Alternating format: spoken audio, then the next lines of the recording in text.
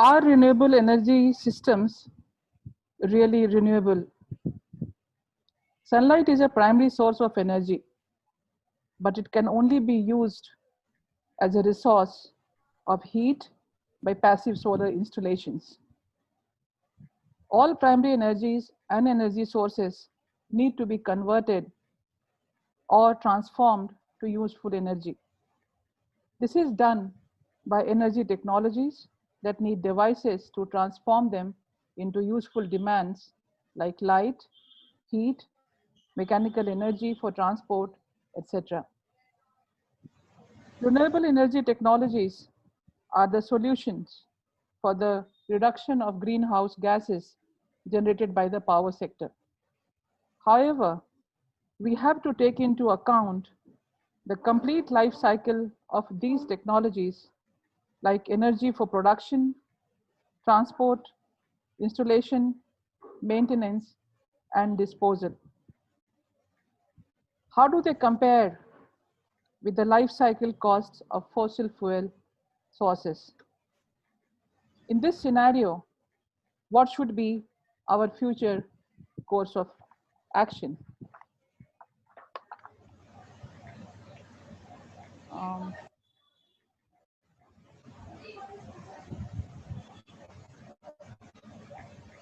A very good Saturday morning to all of you. I welcome you all to our simple talk 17 on renewable energy systems, myths and realities. May I request Yakshita to remove the screen? Yeah, thank you. This webinar is aimed at discussing this issue again from two ends. One, where we have the northern and the western developed nations claiming to have become almost carbon neutral with their super advanced renewable technologies and billions and trillions of investments in the green movement. And on the other hand, countries like India of the south and the east, where the majority of the population still have no access to any kind of energy. We have today a very eminent speaker, Dr. Harish Hande, CEO and founder, Silco Foundation, with long experience of working to provide viable energy solutions to the second category, the deprived sections of the society. Dr. Harish Hande is a renewable energy entrepreneur with over 24 years of grassroots experience in understanding, developing, and deploying sustainable energy solutions for the undeserved communities. Born in rural Karnataka, Harish went on to pursue his graduation from the Indian Institute of Technology, Kharagpur, and a PhD from University of Massachusetts. In order to catalyze deployment of sustainable solutions, Silco operates at every level of the system and at every point in the supply chain to build an ecosystem that increases accessibility, affordability, and appropriate renewable energy solutions for the poor. Today, Silco is an umbrella of organizations, each tasked to address gaps in the energy access ecosystem, namely Silco India, established in 1995, Energy Access Enterprise, Silco Foundation, established in 2010, a non-profit for R&D, Silco Incubation Center, established in 2012 for nurturing grassroots energy enterprises, and finally, Silco Fund 2016, deploying patient capital. Harish has received many national and international awards, including the Ashden Prize 2005 and 2007, Karnataka Rajyotsava Prashasti 2011, Jayad Future Energy Prize 2018, Skoll Social Entrepreneurship Award 2018, and the Asia's prestigious Raman Magsaysay Award for 2011 for his pragmatic efforts to put solar power technology in the hands of the poor through his social enterprise, Silco India. But before starting my conversation, with Dr. Harish, I would like to show you some clips from a documentary film by Michael Moore and Jeff Gibbs released last year, The Planet of the Humans, to show the first part of the story and reinforce my proposition. Renewables are not really as renewable as they are being vouched for. I will start the film right away.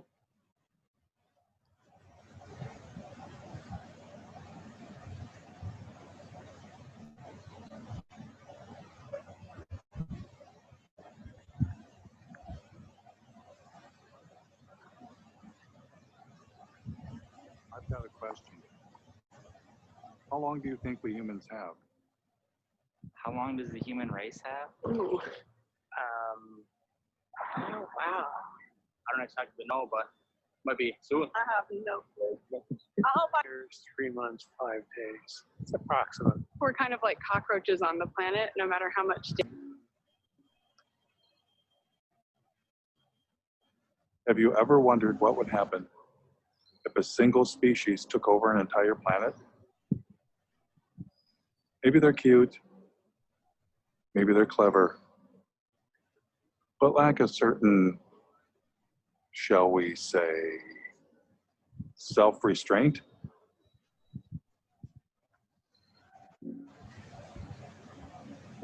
What if they go too far? What if they go way, way, way, way, way too far?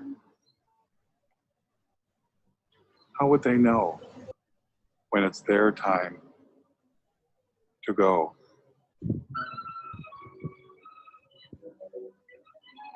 Due to our release in factories and automobiles every year of more than 6 billion tons of carbon dioxide, our atmosphere seems to be getting warmer. This is bad.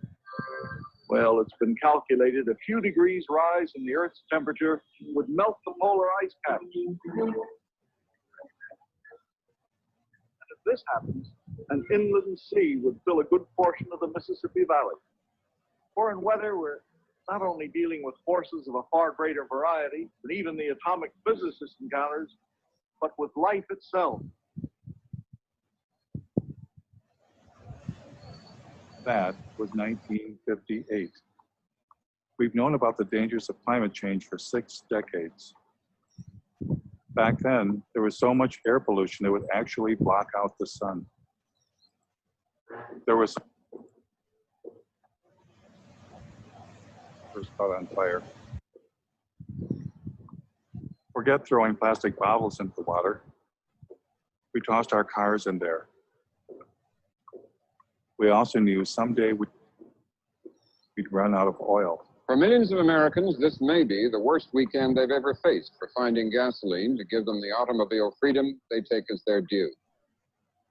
I never doubted humans would find a better way, and I wanted to be part of it. A scientist sounded the alarm, and the modern environmental movement was born. Unless we do bring these chemicals under better control, we are certainly headed for disaster. Students all across the country organized the first Earth Day. At this point in time, it's very, very fashionable to talk about the environment, but as every day proceeds, we find very, very little concrete being done. So I decided to begin following the green energy movement. What better place to check out how our renewable energy revolution is coming along than a solar festival in the Green Mountain state of Vermont, powered by 100% solar energy. Solar. I was having fun and got a chance to ask about getting solar panels installed. You can keep adding, so maybe every time you get a tax return, buy another solar panel. Then a little rain began to fall.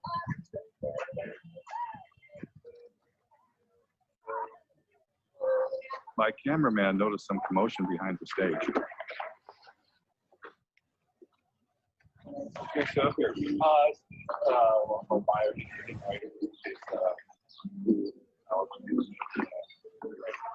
The principles on solar energy primarily. You need to bring into stuff in because sure we got stuff out. Kill our fancy foods. The biofuel generator wasn't enough, so they wound up plugging into the electrical grid that we all use. The other inverter operating, it's actually pulling power into the grid, charging the batteries. Green was finally wrapping up, and everyone wanted to be part of it. President Obama brought in environmental activist Van Jones from the Apollo Alliance with shovel-ready projects. They've got to put up tens of thousands of wind farms. They've got to put up millions of solar panels. Former Vice President Al Gore, who had a few years earlier released an Oscar-winning film, shared his ideas with the president. We have the opportunity now to create jobs all across this country, in all 50 states, to repower America. Al Gore had already encouraged billionaire airline owner Sir Richard Branson to invest big time in green energy. Branson is pledging future profits from his airline to the tune of perhaps $3 billion. $3 billion, that's the B, to fight global warming. Is Al Gore a prophet?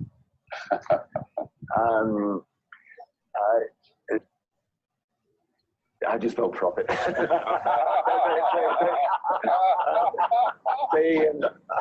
Investors came forward. Investor Vinod Khosla, known as the father of the clean tech revolution, has poured over $1 billion of his own money into some 50 energy startups. Major banks were eager to get involved. By 2020, we think renewables will require $395 billion on an annual basis. Robert F. Kennedy Jr. was both on the board of major environmental organizations and was leading a green energy investment group. We build wind farms, we build solar farms. Once you build our plant, it's free energy forever. The Sierra Club received $50 million from billionaire and former New York City Mayor Michael Bloomberg. Their mission, fight coal and promote clean energy. So with the mayor's gift, here's what will happen. We'll have a large, aggressive presence in 46 states. It's time for America to find a new energy path, one that takes us beyond coal. And then Bill McKibben, one of the nation's leading environmentalists and author of a breakthrough book called The End of Nature, formed an organization called 350.org with the mission of igniting a global climate movement. Can I show off my necktie for a minute? Because they made it for me yesterday. It's got that 350 on it because it's the most important number in the world. Things were looking up, and the green energy revolution was underway. Communications. I am extremely grateful to be here today, and in fact, this is a chance for me to say thank you more formally. The Chevy Bolt is upstairs. We'll be able to take a look at it. About 1,000 photos. Yeah. Yeah, they plot.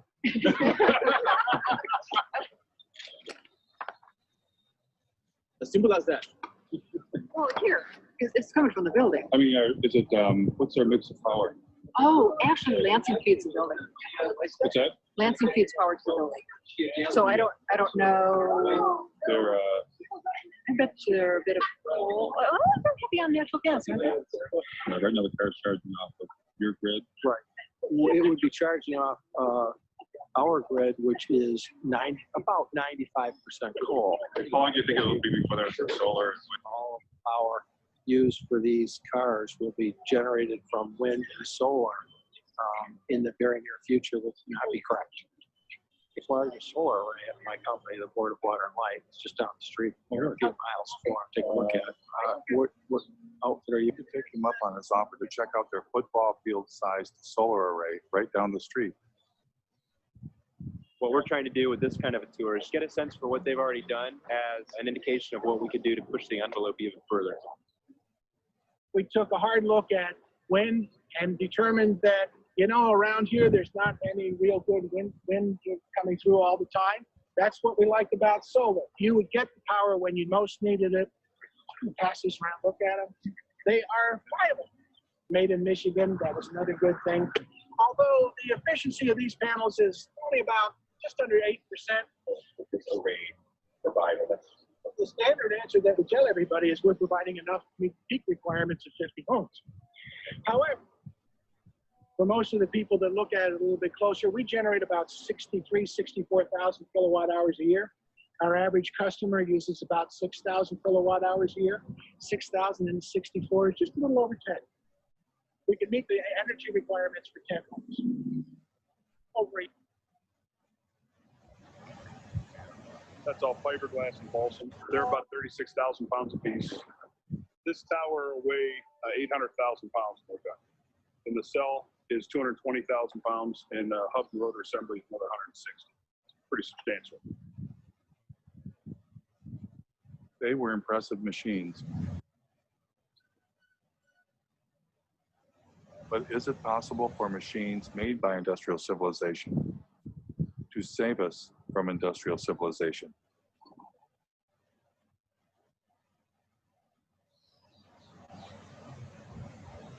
Idle 100% of the time, because if you cycle up or cycle down as demand on the wind comes through, then you actually generate a bigger carbon footprint than if you just ran it straight.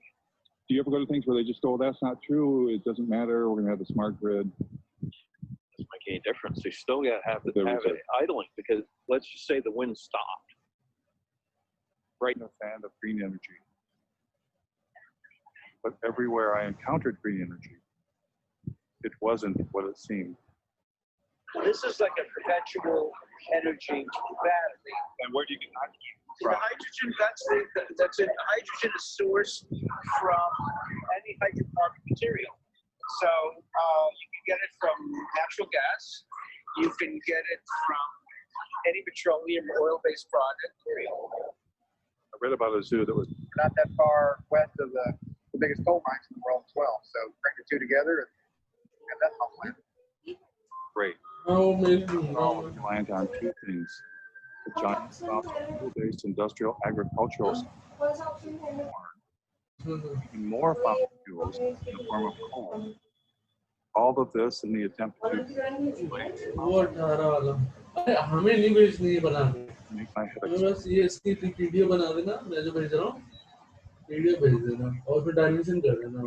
not going to say ठीक है और उससे पता चल जाएगा कि इतने बड़ी जो चौड़ी बीम है इतनी लंबी बीम है तो उसमें ये सरिया यूज करनी है लेकिन वैसे फाइनल कौन सा हुआ था नॉट हरा वाले सेट वाले नहीं होंगे That's not the reality. Currently, we're getting, in some cases, no energy from these potential options. Journal Nature, in which he posed the question: do non-fossil energy sources actually replace fossil fuels? Well, we implicitly assume often the substitute pushes out the thing you want to substitute for.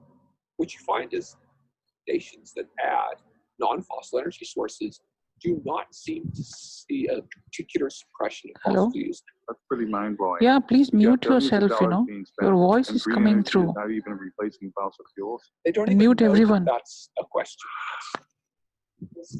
Okay, we're in ecological hot water, but there are technological fixes. And if we're just creative enough, if we're just ingenious enough, and if we just work hard enough, we will triumph. Seeking technological fixes one after another is simply going to lead us to another level of catastrophe sooner rather than later. We want to believe that these things are going to be available for us. So if we get a little worried and somebody comes up with a new thingy and promises that, you know, this will do it for us, we want to believe. We're a little worried. Are we desperate to accept any idea that sounds alternative or green? Are we avoiding looking too closely because we don't want to know the answer? That solar and wind were probably very good solutions. I mean, it wasn't really even that long ago. One of the most dangerous things right now is the illusion that alternative technologies like wind and solar are somehow different from fossil fuels. Well, I hear a lot of times that solar cells are made out of sand. How do you put sand at all? So they use, I'll show you what. This is one of the ingredients. It's actually mined quartz. It has too many impurities. So you start with very high quality quartz and a very high quality coal. And then you put those two together into an arc furnace and you melt them. The quartz is then melted with coal in a large furnace at temperatures of up to 1,800 degrees. So you need more coal to do that. I get another coal out. That's when we melt these together, we get silicon metal and carbon dioxide. Carbon dioxide just goes up. You get rid of the carbon, you left the silicon metal. This is not clean coal. No, Yeah. Coal plant two. This is one of the facilities that's replacing the coal plant that's being shut down. This is the Sun Peak generating facility. This is the second natural gas plant that was used to replace the coal plant. Then you hear about talks about clean energy. He's using solar cells and wind turbines. This is the new world. 100% clean energy. When Michael Bloomberg stands up and says cleaner energy, he's talking about natural gas. Create cleaner energy, solar, wind, and natural gas. In fact, the Sierra Club Beyond Coal campaign actually coincides with one of the largest expansions of fossil fuel production that we've ever pulled off. Most of that being natural gas. Ozzy's assertion that renewables were not replacing fossil fuels, if true, would upend all of our assumptions about green energy and what was going to save us. Comes from. Well, you have to start with a mind. Or what's stopping us from running the world on 100% solar and wind? Well, intermittency is one of the major challenges. That were flat. Without storage, we can't count on it. If you can store the energy that's created off of things that are intermittent, like solar and wind, you can store that, and now you're reducing your need for a baseload. But would adding storage like batteries increase the carbon footprint? Yeah, absolutely. In a big way, actually. And as more energy storage gets on the grid, it has a mass scale implication. When I looked up how much battery storage there is, it was less than 1/10 of 1% of what's needed. In a couple of years, they begin to degrade and need to be replaced a few years later.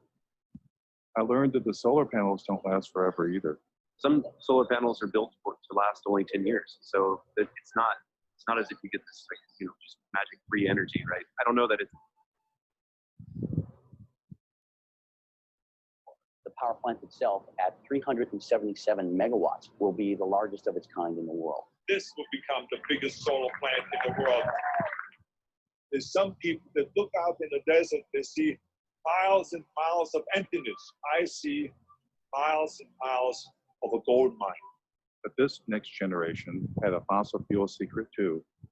This solar facility burns natural gas pretty much every morning in order to get started up. How long do they have to burn it for? Hours usually. This is the incoming natural gas for the facility. This plant would work about as well without natural gas as I would without coffee in the morning. They bring permits for nitrous oxide emissions. They have to apply for carbon offset permits because they're producing carbon dioxide here, so they have to offset that. The whole thing is built using fossil fuel infrastructure, from the concrete to the steel to the mirrors to the backing on the mirrors. The sun is renewable, but the solar arrays are not. Oh, come on. To do this, and then you're getting benefit from it. You would have been better off just burning the fossil fuels in the first place instead of playing pretend. Their power. There were days this past summer when the Germans were generating 80% of their power from the sun. But Germany is still Europe's largest consumer of coal. Aber wenn in dieser Region die meiste Kohle Fraction of their energy actually comes from wind and solar. In fact, Germany is pushing forward with a large terminal that could import natural gas from the battery plant. He said it will power itself with wind and solar energy. Through a combination of geothermal, wind, and solar, it will produce all the energy that it needs. But in fact, it has lines connecting it to the same electrical grid that we're all connected to. Aluminum, which uses 8 times more energy to manufacture than steel. They use lithium, which also rely on toxic mining. And even more graphite, which is one of the rarest forms of carbon. In fact, the investors wanted to open several new graphite mines after Tesla announced the Gigafactory. Apple claims to be 100% renewable. We never stop thinking about what's best for the planet. We now run Apple on 100% renewable energy facilities worldwide. And they did chalk a plan, but they didn't disconnect from the grid. They can't. Duke says energy-hungry companies like Apple can never go entirely off the grid. They're still hooked up.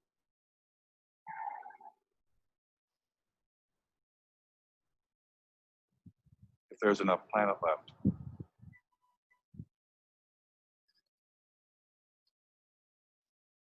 Energy and industrial civilization are one and the same. desperate measures not to save the planet, to save our way of life. Much too fast. As a global community, we really have got to start dealing with the issue of population. Population growth can Comes to dominate the entire planet. Be smart enough to voluntarily limit its own presence. Is there any precedence for We have- that in nature? Wow. we have to have our abilities to consume reined in, because we're not good at reining them in if there are seemingly unrestrained resources. Environmental leaders only focused on the narrow solution of clean technology. Is it the profit motive?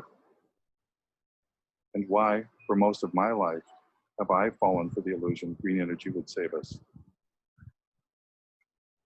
Or even to percent right outside the facility, these are trees. It turns out that the biggest source of green energy in Vermont is something called biomass, burning trees to create electricity.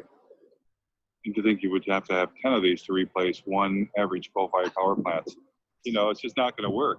No. It takes a great deal of fossil fuels to cut down all of these trees, to truck them in, to use the big machinery to dump the wood chips everywhere. So the idea that somehow this is not anything to do with fossil fuels just doesn't make any sense. It couldn't happen without fossil fuels, in fact. Groups have been for years touting facilities like this, saying that, you know, number one, it's carbon neutral, that this will actually help us fend off climate change because there are no CO2 emissions. It actually emits over 400,000 tons per year of carbon dioxide. Oh, but once we cut them, they'll grow back. They'll grow back over a period of decades to centuries. But if we cut every tree in the United States, it would be able to power the country for a year, you know, and then what happens when? It's actually a solid waste incinerator that's posing as a biomass plant. The impact in this community is severe. The plant is the snow at the elementary school and at the preschool is grant because it was classified as renewable. A remarkable step indeed. We're to do our part by getting out of bed with coal companies and into bed with green companies.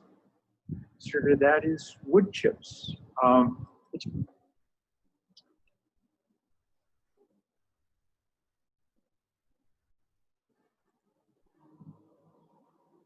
I think I have to reshare the video. I'll just get to that. Incredibly beautiful to stand over there and see that big bunker.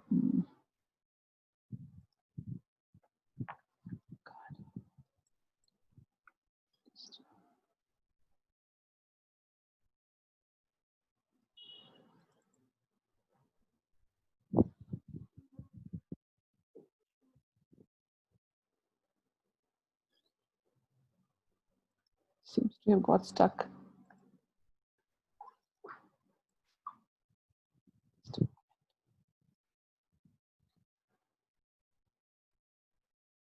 I have to close it and do it.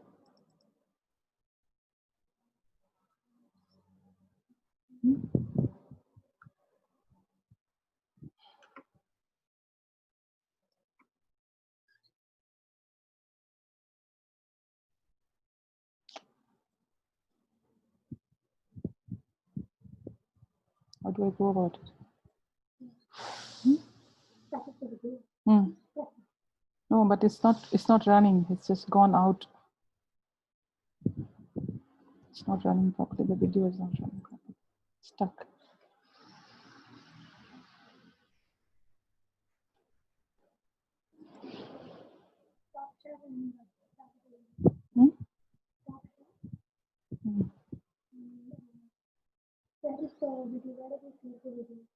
This is here. Okay, wait.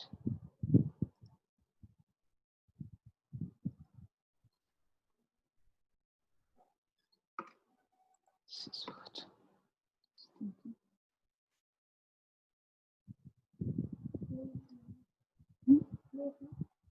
No, it's not moving. not moving.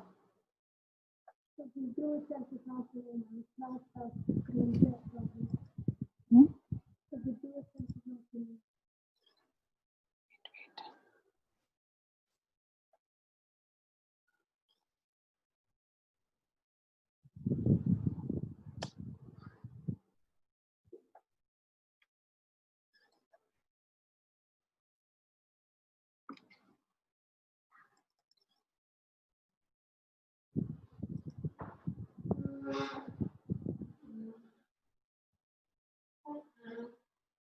I've got a question.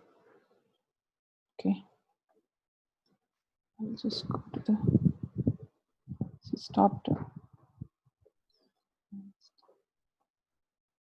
Where is the Zoom session?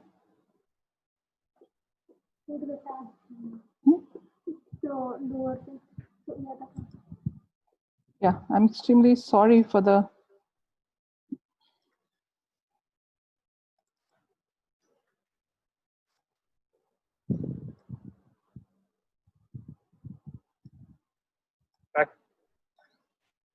trees to renewable, it's not carbon neutral, it's not anything that they claim to be. Yet, they got $11.5 million grant because it was classified as renewable. a remarkable step indeed. We're to do our part by getting out of bed with coal companies and into bed with logging companies. Consider that is wood chips. It's incredibly beautiful to stand over there and see that big bunker full of wood chips. You can put any kind of wood in, you know, oak, willow, whatever you want. Pretty much anything that burns, we can toss in there if we can chip it down to the right range. The Detroit incinerator is known to emit horrible smells and pollutants that neighbors say make them feel sick and put their health at risk. It's a stink. It's a horrendous stink. Select 2025. This year, Michigan voters have a choice. It was all around the world. Wood chips, which is just a euphemism for trees, are being exported to Europe from America, British Columbia, Brazil, and Indonesia, wherever they can get them from. Biomass, especially when you add in biofuels, is by far the largest portion of green energy around the world, even in Germany, source of the solar miracle. Burning biomass, any kind of combustion is something we just need to move away from. The more trees we have, the better. A lot of that. The Dogwood Alliance says maybe small biomass plants are okay. And the Sierra Club flat out states biomass can be sustainable. Which side are they really on? I thought for sure Biomass is renewable, biomass is sustainable.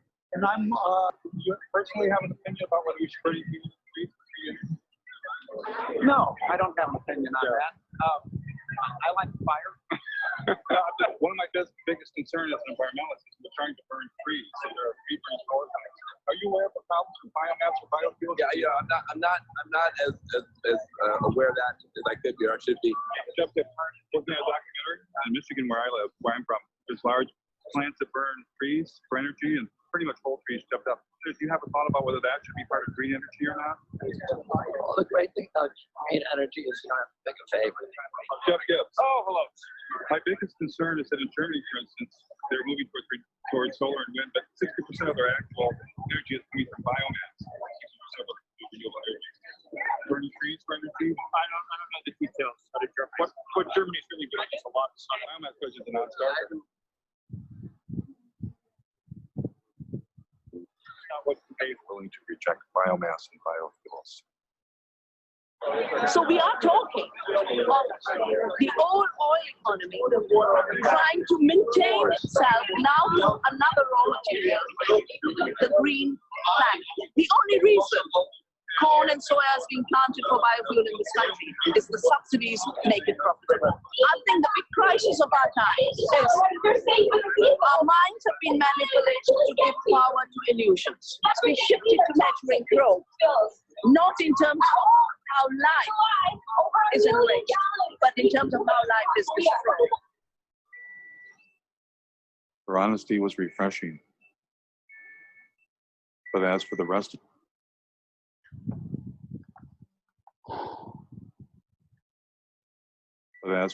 of them, I wondered, what are they hiding? And why are they hiding it? Is it their ignorance? Or is it something else? What if they themselves had become misguided? What if they've made some kind of deal they shouldn't have made? And when force-fed the story equals we're saved, is because billionaires, bankers, and corporations profit from it.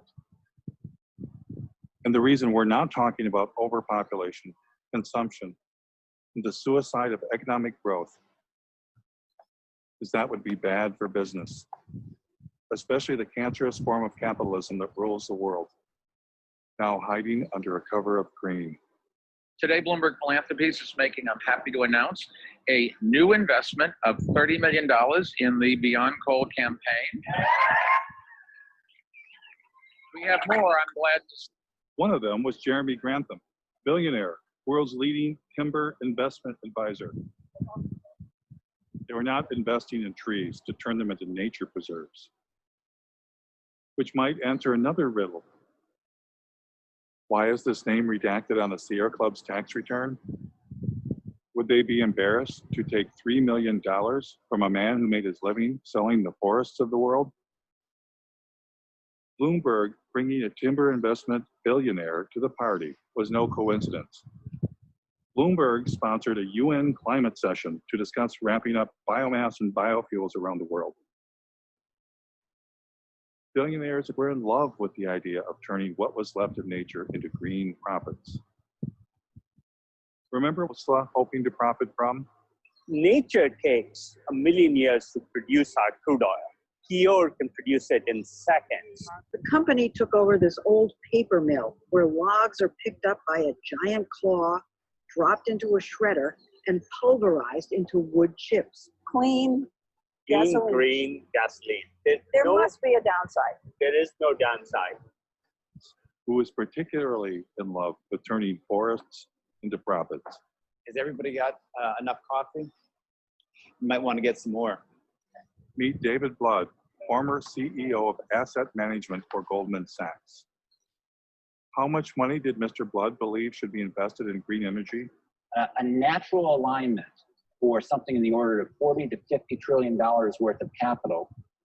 $40 to $50 trillion. And who was going to help the man from Goldman Sachs? Help him raise that astronomical amount of money? Gentlemen, some of you may recognize and know Bill McKibben. It's entirely dependent Crusade. On a global crusade for what? Commit to divesting from fossil fuels. We can't justify investing our money in companies that are basically running Genesis backward. So when you divest from fossil fuels and invest in green funds, what are you investing in?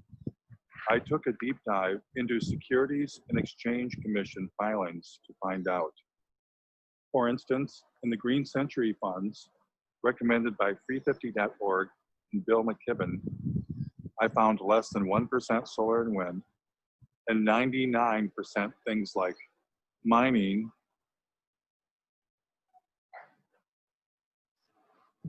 oil and gas infrastructure companies, including a tar sands exploiter, McDonald's, one of the companies driving meat consumption across the planet, Archer Daniels Midland, one of the world's largest producers of biofuel, Coca-Cola, the largest creator of plastic pollution on Earth, logging and paper companies, including one that brags about biomass burning,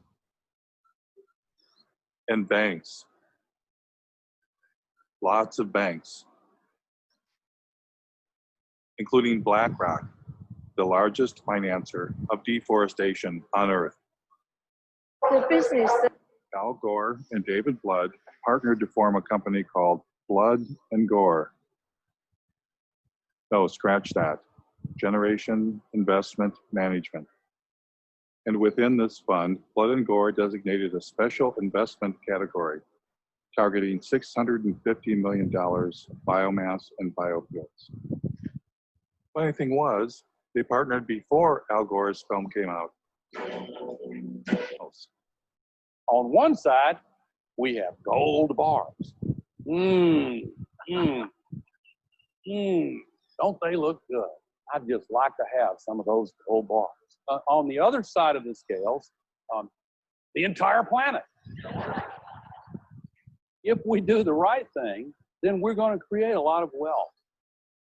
And when it came time for Al Gore to choose between the entire planet and getting him some of them gold bars, what choice did he make? Here's Al Gore earning his keep by pretending to care about the rainforest while lobbying Congress on behalf of the sugarcane ethanol industry.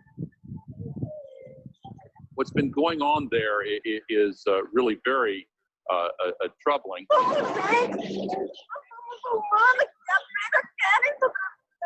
And with plant, which makes cutting more efficient.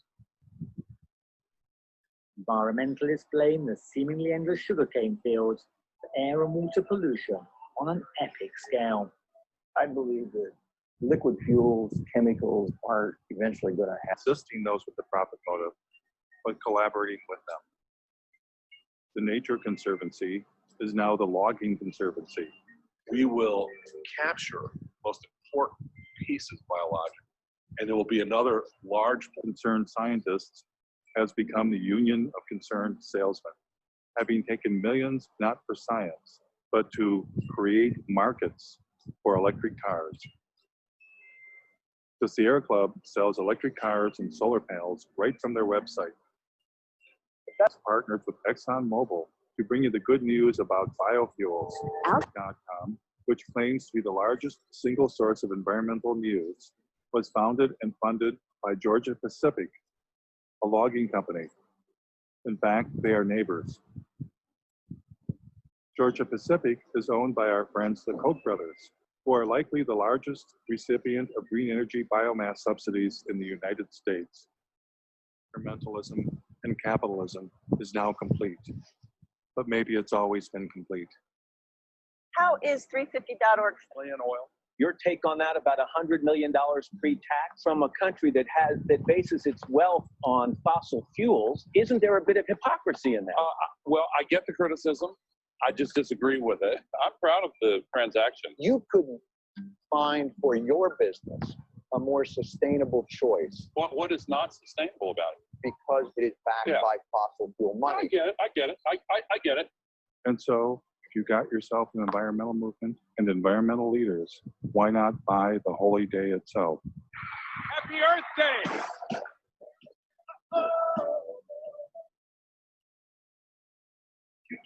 To jump up on the stage and create a habitable country, a habitable planet that we can all enjoy. Are you that generation?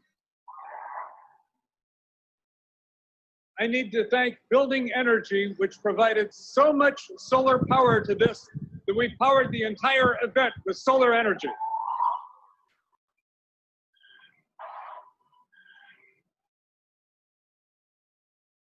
Thing that we normally don't try and think about.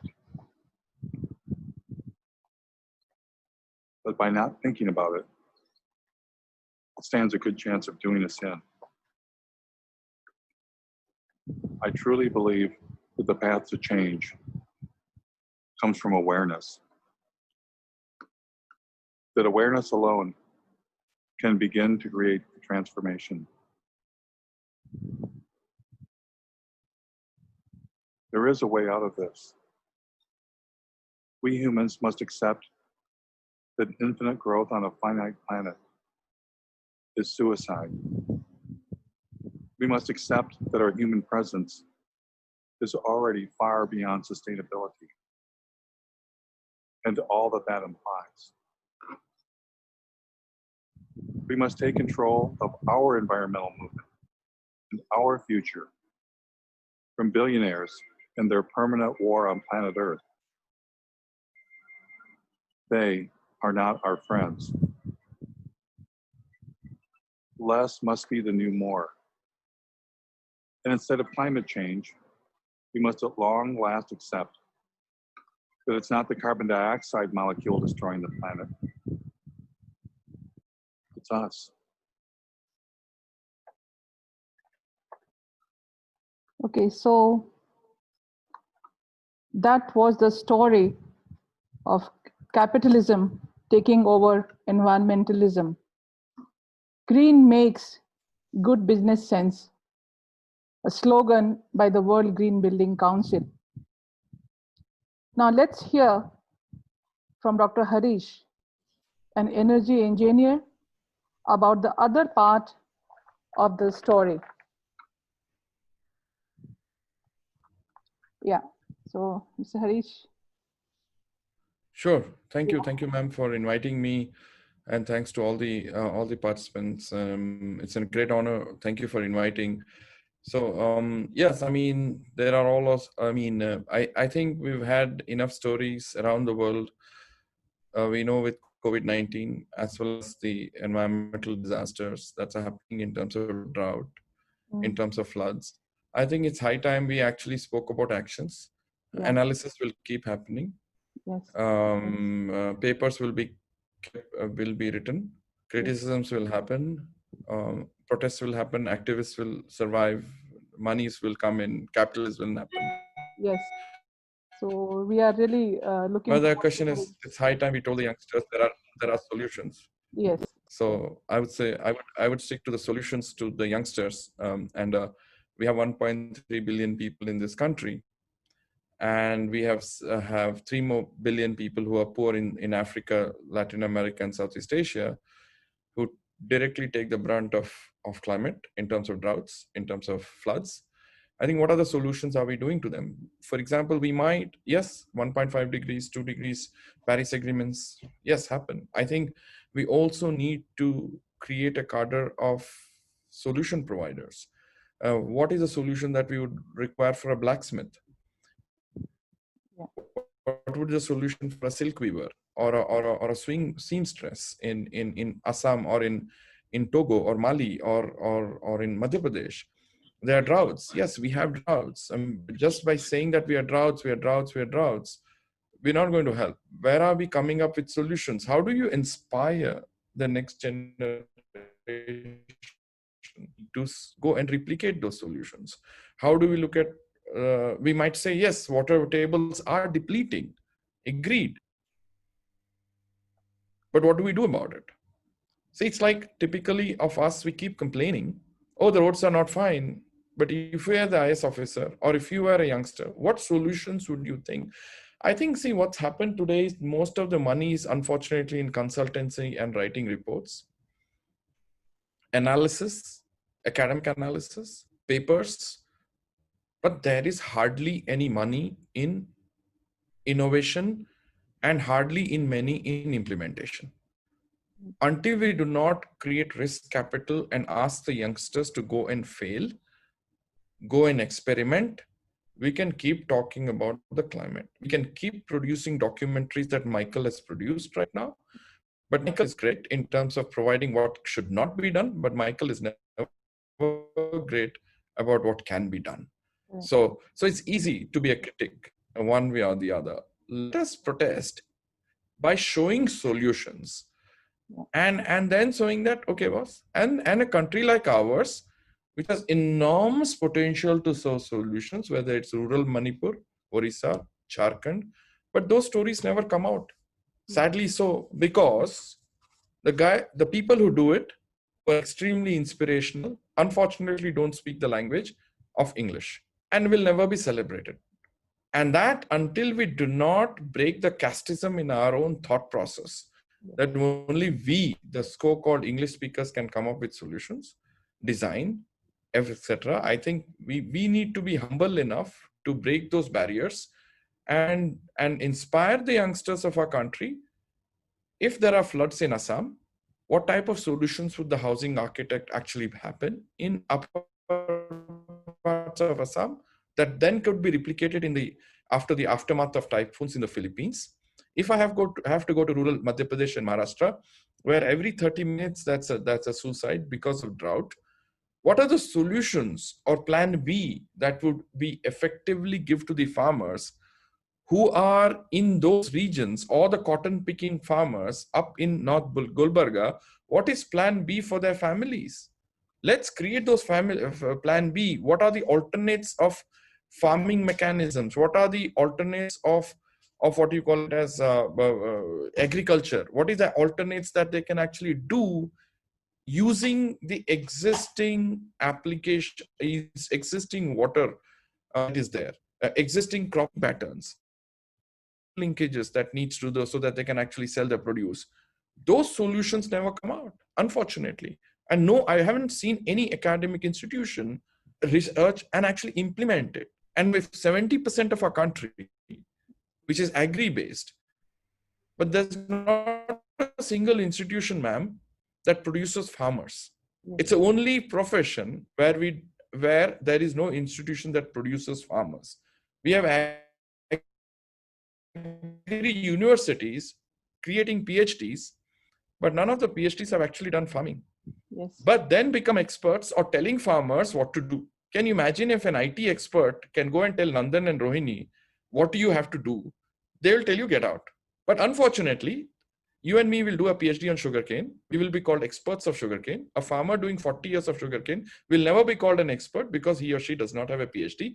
He will be sitting on the floor and trying to listen to us, what we experts are going to tell him what sugarcane has to be done. So I think until we do not break the racism and casteism of education, and then we truly understand own the problem. We always go with a solution and try to fit a problem to it. No, we never own the problem. Right. And until we start owning the problem of what the sugarcane farmer has, not treat him as a beneficiary, but treat him as a partner. Treat the blacksmith person as a partner. Treat the silk weaver as a partner, and start innovating technology, building designs, business models, market linkages, where the poor becomes owners, poor becomes asset creators, and that's where innovations happen, and that's where sustainability will be driven. The COVID-19 has clearly opened the fissures between the have and the have-nots. The COVID-19 has also brought to front the disparities that exist between the rich and the poor. The COVID-19 has also broken apart the safety nets that the poor have had over the years. And now this is the time for us to look at the other crises. COVID-19 is just a trailer to the crisis of climate. And I think both, the heaviest burden or the brunt is always felt by the poor. Always. I mean, it's no two choice about it, whether it's India, Sri Lanka, Pakistan, Afghanistan to South America, the poor are bearing the brunt. And I think we need to relook at what needs to happen, what are the solutions that needs to happen, and create 100 kilometers to 200 kilometers of bubbles in different parts of the country. And those become the center of innovation. Those become the center of decentralization. Those become the centers of production of power. Then what you do is democratize health, democratize energy, democratize livelihoods. And that's where you give the power to the people. And DRE, unfortunately, when people talk about solar is just a catalyst. Solar is not the end to the means. Solar panel is not a critical point. It's a better design of a home. Is like, why should I put solar and during daytime? I just don't understand. That means the building is poorly designed, Baba. And no, I have solar. Just because you have solar, can I do 20 air conditioners? Oh, I'm sustainable, I'm using solar power. That's not what solar power is about. Solar power is just an addition catalyst that actually makes the holistic what it is. Like, for example, solar water pump. Solar water pump is, if the way it is, it's one of the most environmentally disastrous implementation of technology. You put solar water pump, you have no respect for water.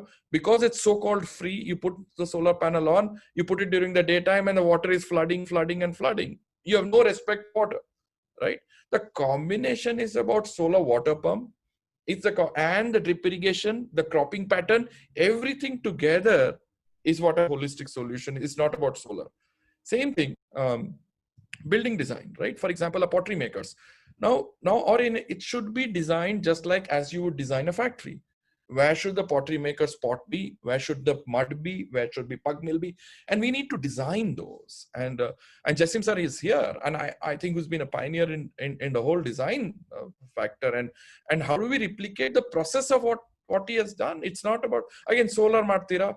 Solar is again a technology, Baba. It's a first, let's look at it. Same thing. When I design solar for a sewing machine, solar is expensive, but nobody complains the sewing machine was inefficiently designed, right? If sewing machine was efficient, I would have had less solar to do it, right?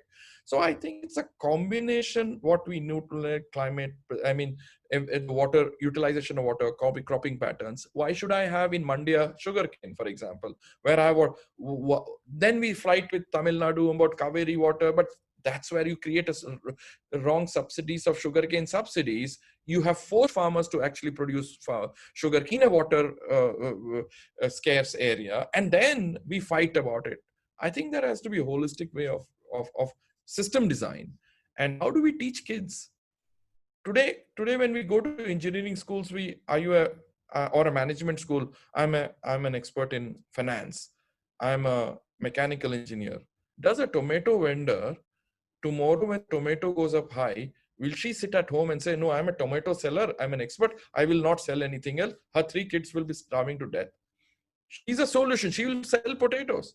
But I'm a mechanical engineer. I'm sorry, I cannot solve that. As we have become more and more, our education has actually reduced the learning.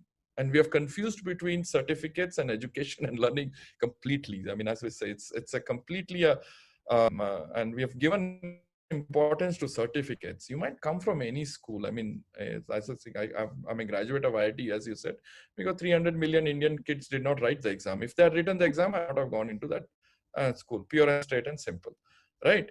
It's like running a 100 meter race. I'm at 50 meters and say I won the race and I clap about it, right? So the question is, how do we create a society that's equal, that gives equal platform for every kid to survive and succeed and flourish?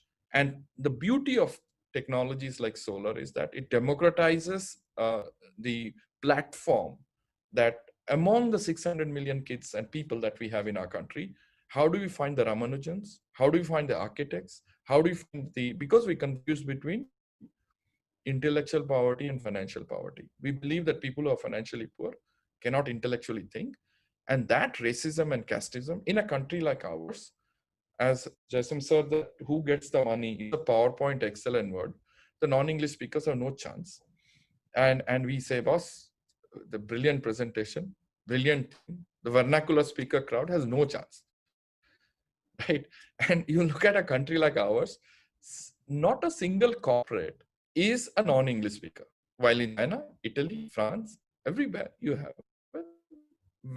Why can't a Hindi speaker become a head of an organization? Does he or she have the capability to manage 1,000 people? No, you have to know English. So the question is, we have used language as another barrier. And the PhD is another barrier, because PhD we do because we are confused that time what to do for 4-5 years, and we go and get a degree, and then we are all called doctorates, right? We knew that because we had no choice. I had, my parents were around, so I could be confused for 5 years. So whenever people say I'm doctorate, I knew you are also confused for 5 more years. So don't put your degree. It's like this degrees and that it's all man-made in many ways. So to the youngsters, I tell you, go and take a train from Dhanbad to Calcutta unreserved. Find out start owning the problems of the country. Then you'll come up with solutions. Don't waste your time on Twitter and Facebooks and internet, and start learning what, by the time you go from your college back to your house, you have 150 problems. And what we do is, we are classically being Indians. We always want others to solve it. Complain, government madbek, id madbek, but where about us? Tell me 5 solutions. Then everybody steps back. So I think, ma'am, true sustainability will come in when we start owning the problem and start creating those solutions where we start celebrating failures in our country. and how do you stop in terms of fail is not a bad word. Let's fail. Youngsters, please jump it. Don't be in a competitive spirit of competition. Is compete against the earth. Don't compete against another. You got 96, somebody get 97, who cares? I mean, I really don't care where you got 1 mark extra, 2 marks. Other go to the person who got 32. He might be more useful than you getting 96. I'm sorry. Because that guy would be more innovative than you getting 97, because I can also do, like, we don't want to produce Xerox machines in our country, but we want to produce thinkers. And then every kid has the ability to do that. And sustainability is part of that thinking process. I mean, more think I can keep speaking, but the question is, it's about pushing youngsters that sustainability in the future of the country is in your hands.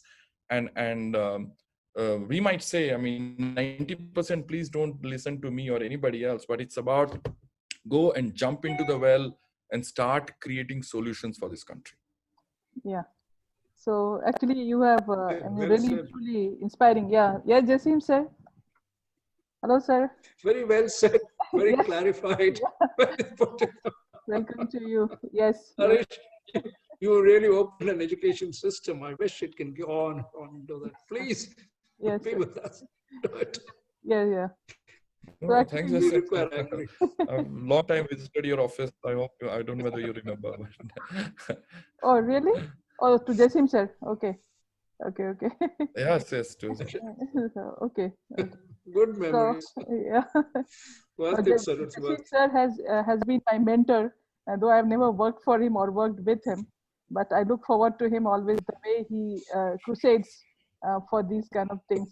So he has been my one of the first people who pushed in the concept of design. And if people don't remember that, I'm sad, because he's a person who pushed design thinking in terms of buildings and everything else.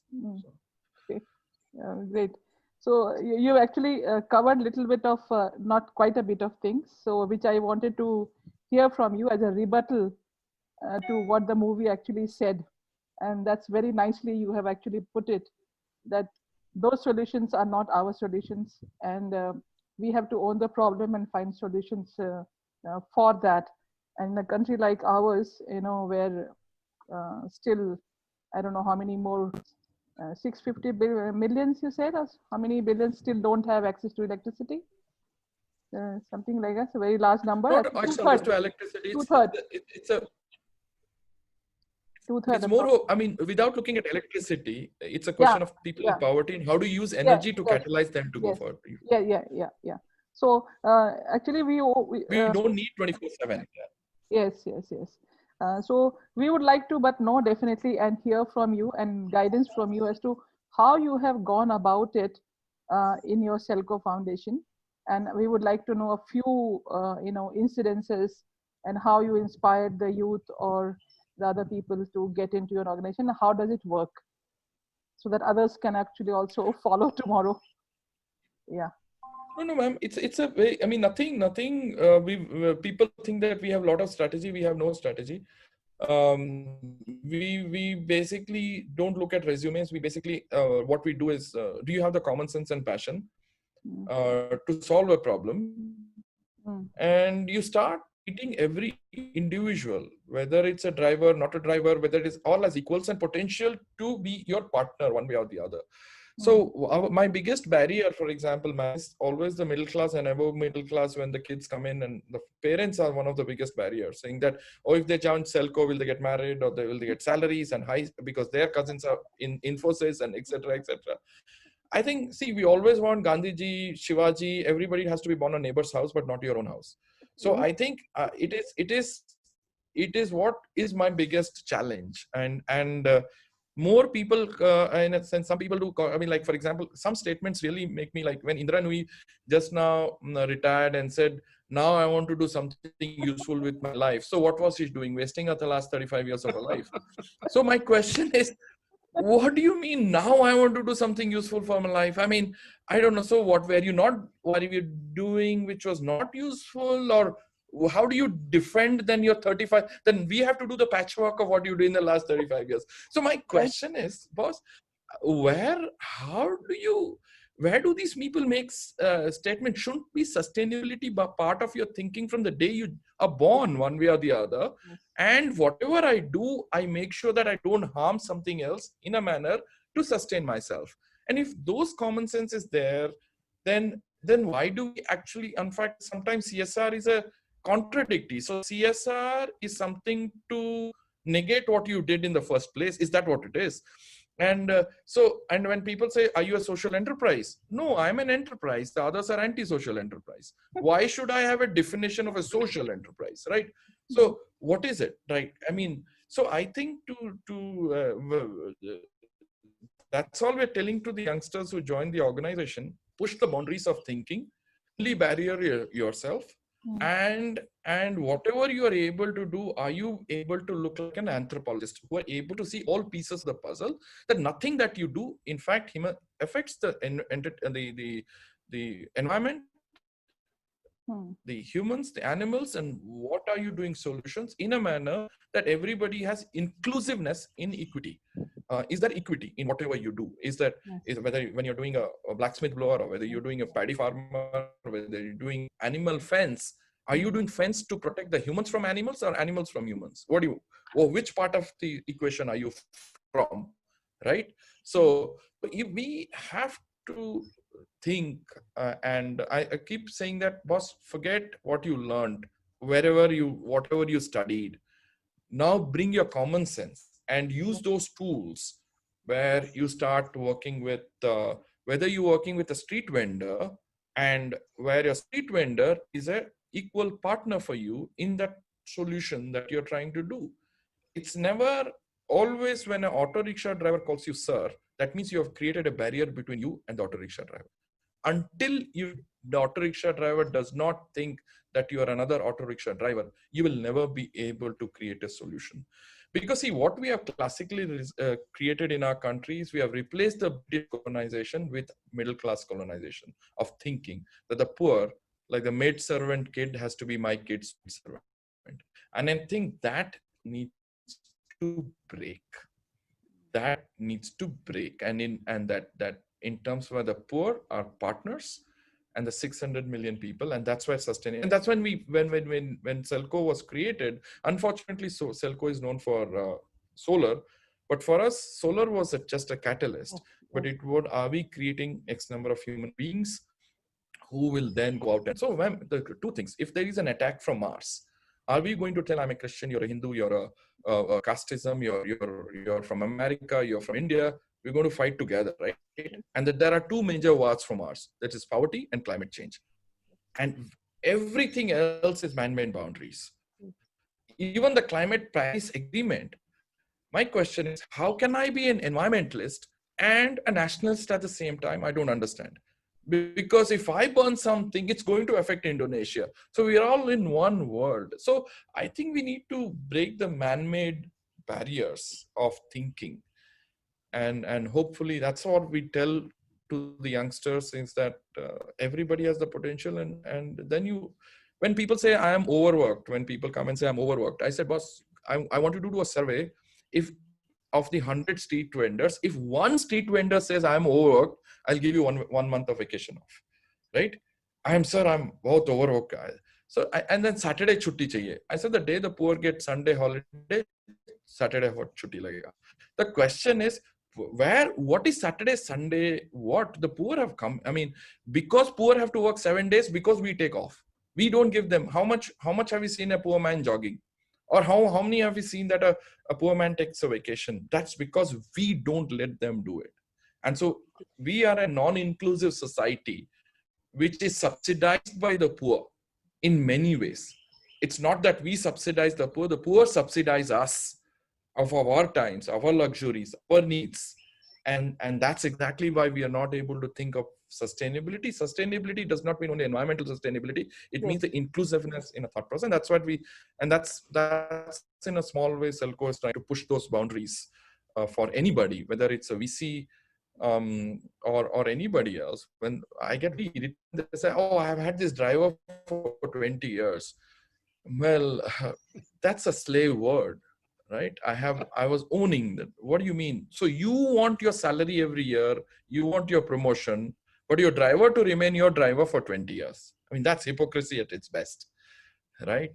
So I think those are things that really pushes, until we don't break those boundaries, mental boundaries, sustainability is a much far more. It's nice to be over a drink, but we are hypocrisy in many ways. Yes. And how do you break those hypocrisy in the youngsters? Yes.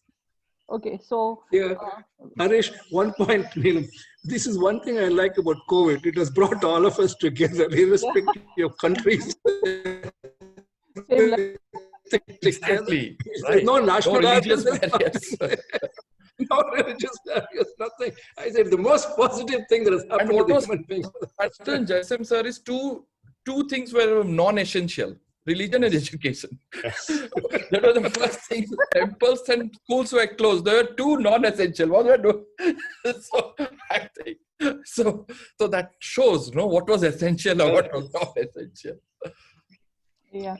Okay. So just to bring a little more perspective to the viewers about you talked about subsidization by the poor, and that's why we are able to have the luxuries in the urban areas.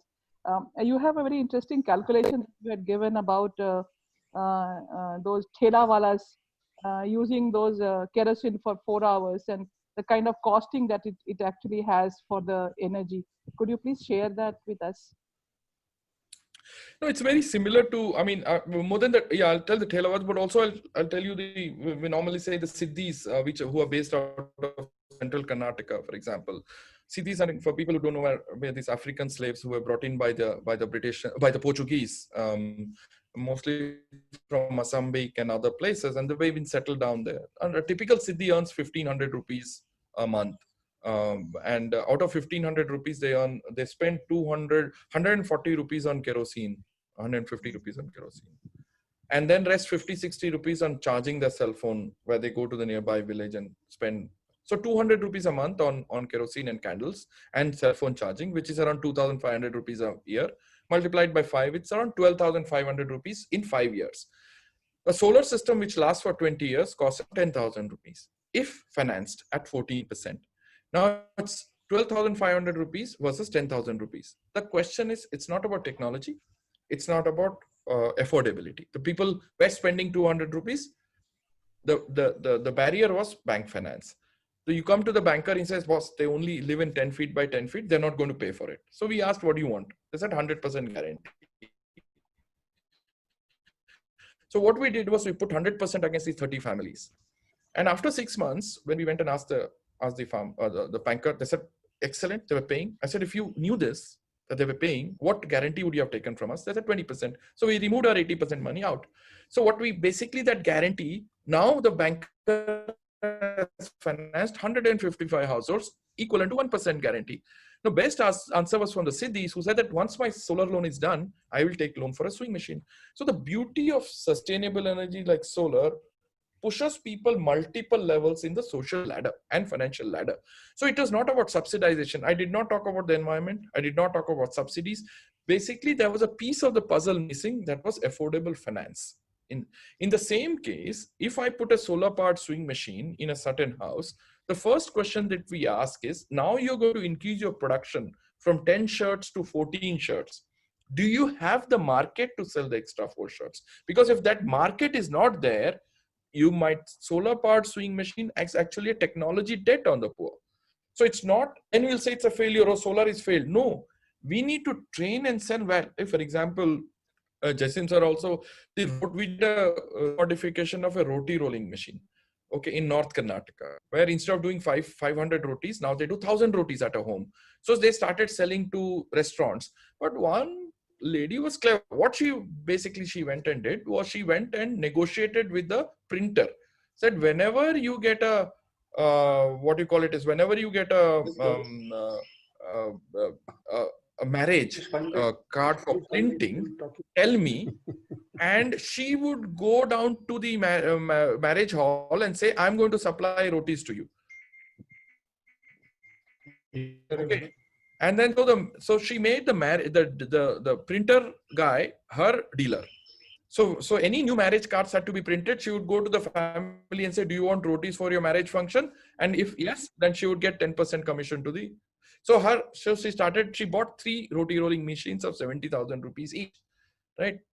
2,10,000 rupees for a person who was earning less than 5,000 rupees. So the enormous environmental, the potential of a rural, it's a solar powered roti mill.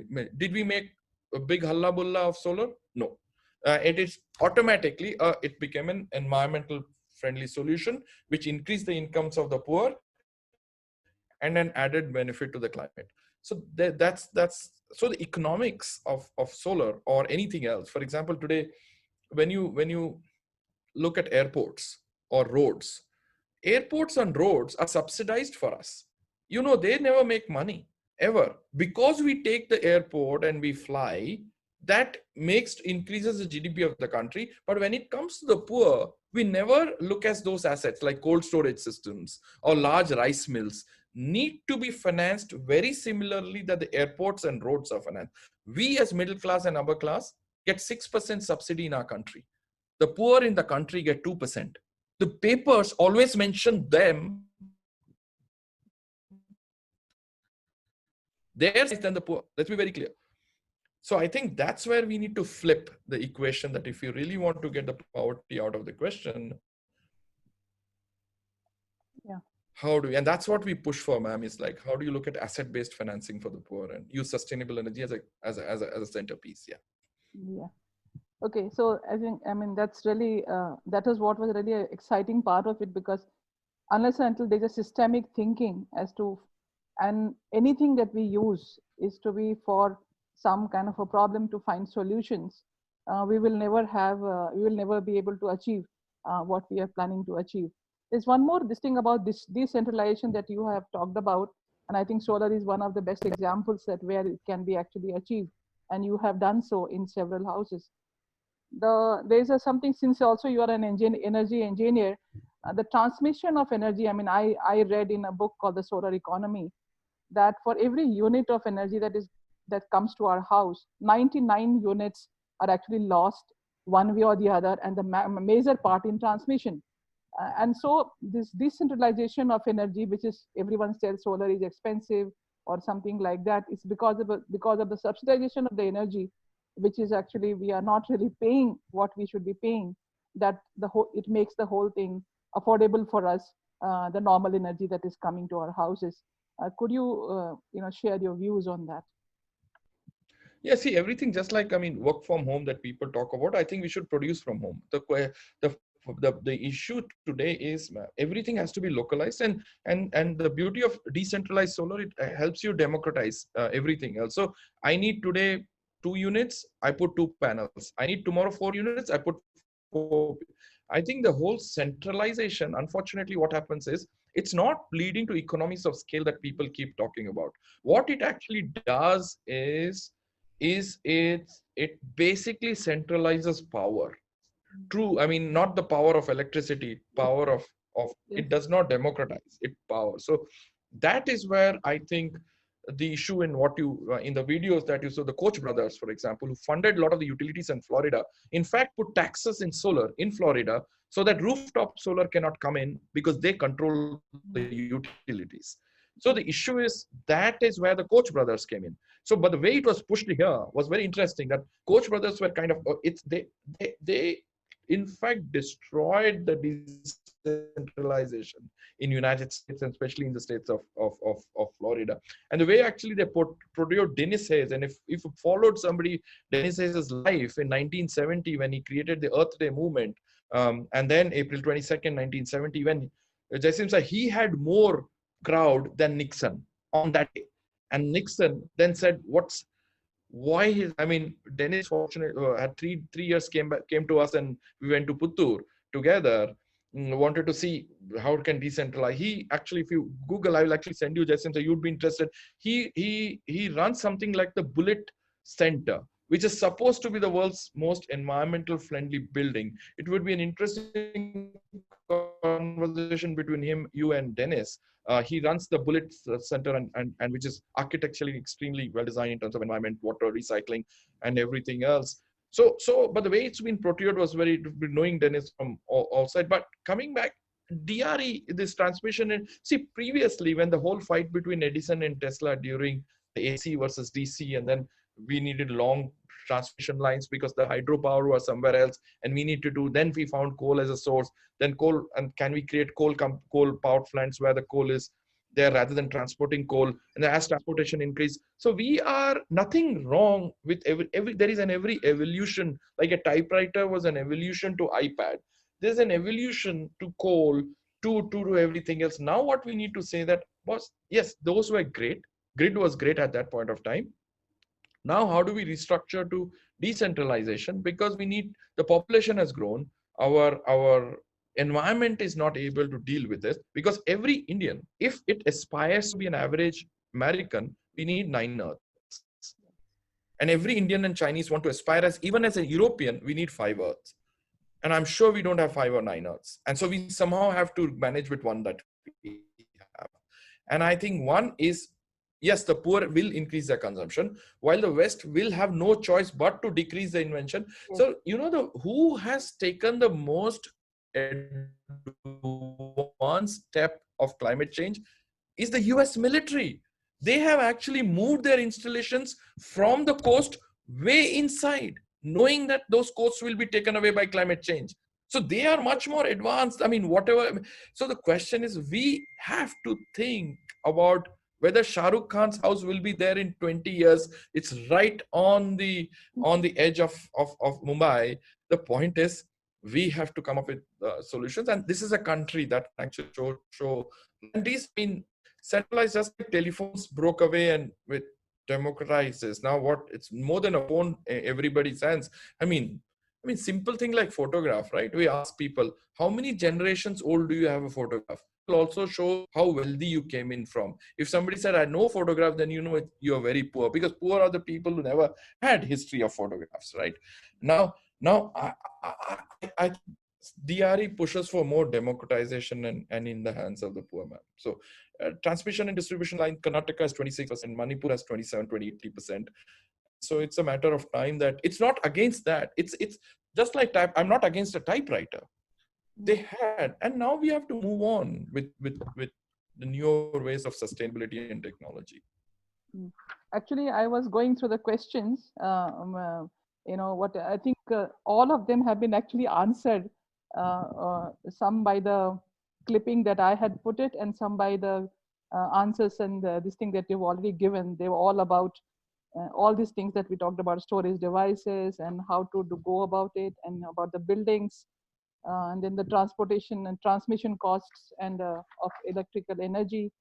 So most of them, there's one has subsidies and freebies really helped rural and agri sector in specific renewable energy systems have come long way since a decade. Yet why aren't they affordable to common man? This question, if you can, it's an independent farmer who is asking this question. No, my question is, I was saying I was brought up in Rourkela steel plant. My father never had to pay electricity bill. I went to IIT, which was taxpayers. I went to US on a scholarship. So I'm a product of subsidiary standing in front of you, right? And then I will say market economics, and I will talk about, and a lot of all the IIT. Sundar Pichai is a hardcore product of subsidy. Arvind Kejriwal is a hardcore product of subsidy. Right. So the question is, we are all products of subsidy. We use the roads. We don't pay for the roads in Bangalore very well. We don't pay for the airports. These are all subsidies that we take about, guys. I mean, but when it comes to farmer subsidies, we all want to shout, oh, well, they are the, farming is the only sector where the buyer decides the price, not the seller. And it's the buyer who decides the price. And seller has to just sell according to what you want. The cost, imagine a farmer has absolutely no clue how the monsoons is going to behave this year. I'm going to put my seeds. I have no idea. I don't know the water tables because somebody else is going to play around with it. The bank is going to ask me 175 questions of giving me a working capital. I have no other choice but to go to a money lender to take that bank because I have nothing else to do, right?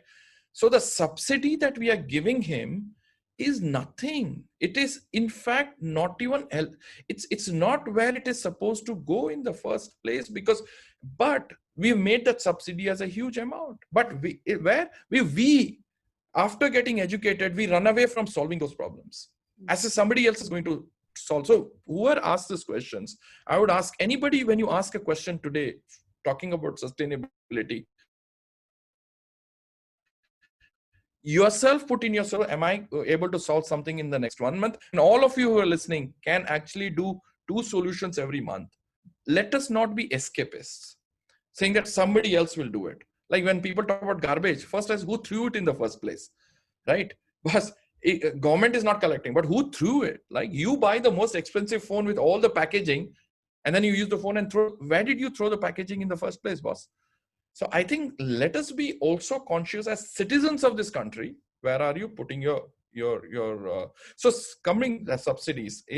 We've, as we said, 6% subsidy is taken by the middle class and the rich. 2% is by the poor, because the bigger the size of your car, you're not paying road tax according to the length of the space that you're occupying on the road, right? You're paying as just like a cyclist also, right? But you don't want the right. And so I think we need to relook at, yes, I agree that subsidies have to be looked at in terms of how does it actually reach the poor.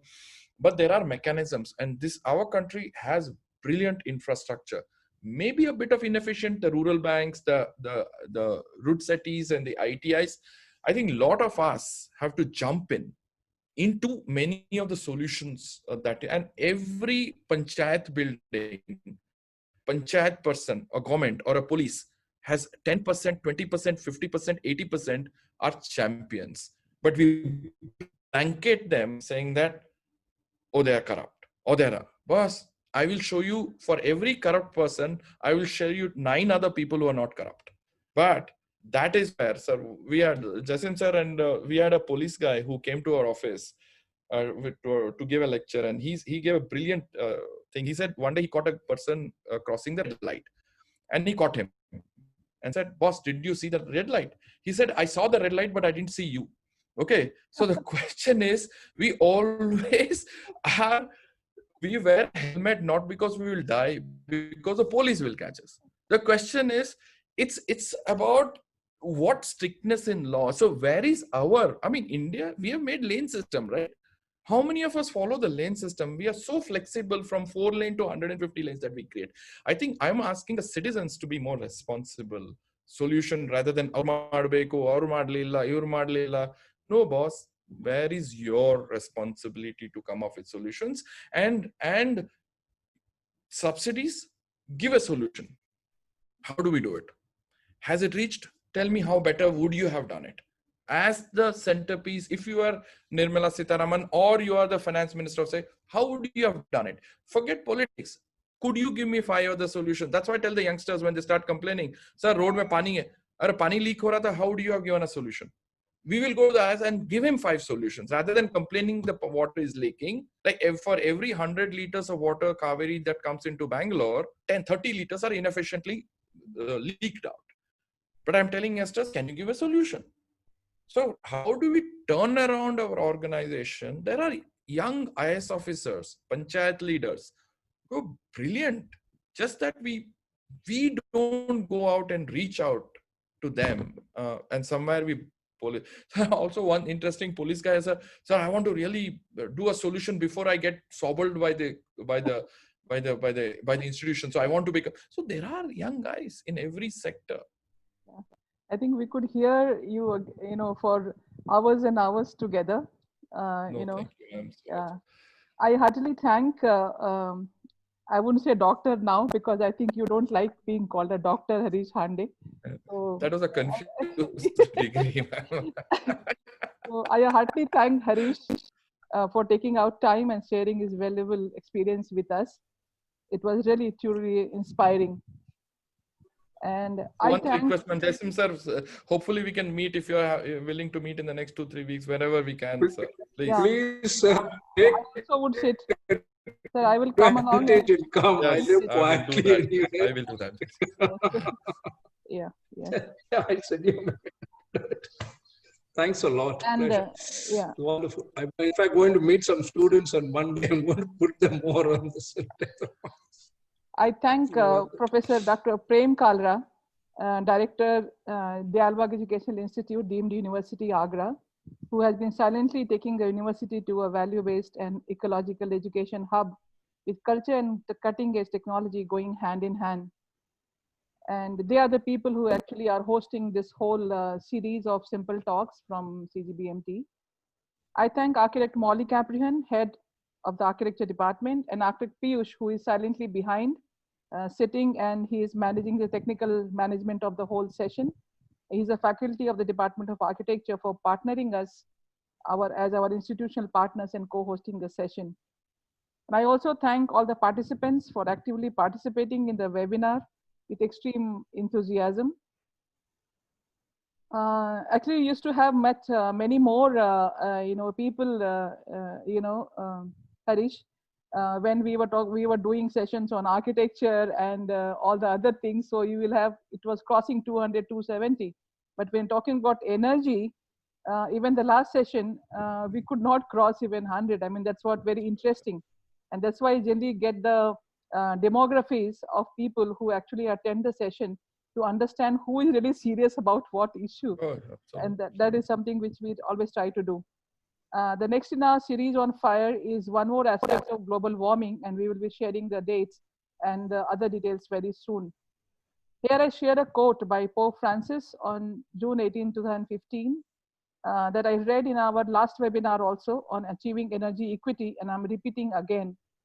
Only when the economic and social costs of using up shared environmental resources are recognized with transparency and fully borne by those who incur them, can those actions be considered ethical.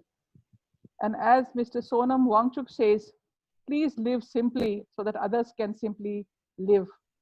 I leave you with this thought to ponder on what should be your next normal when you're using all the gadgets around you and aspire for more and more and more. Thank you once again. Stay healthy, stay safe, and have a great weekend. Thank you so much. Thank you. Thank you. Thank you. Thank you. Thank you so much. Thank you, sir. Thank you. Thank you, Manohar Bhaiya. Thank you. Thank you very much. Well thank done. you, sir. Thanks. Thank you, sir. Thank you for attending the session. It's really great.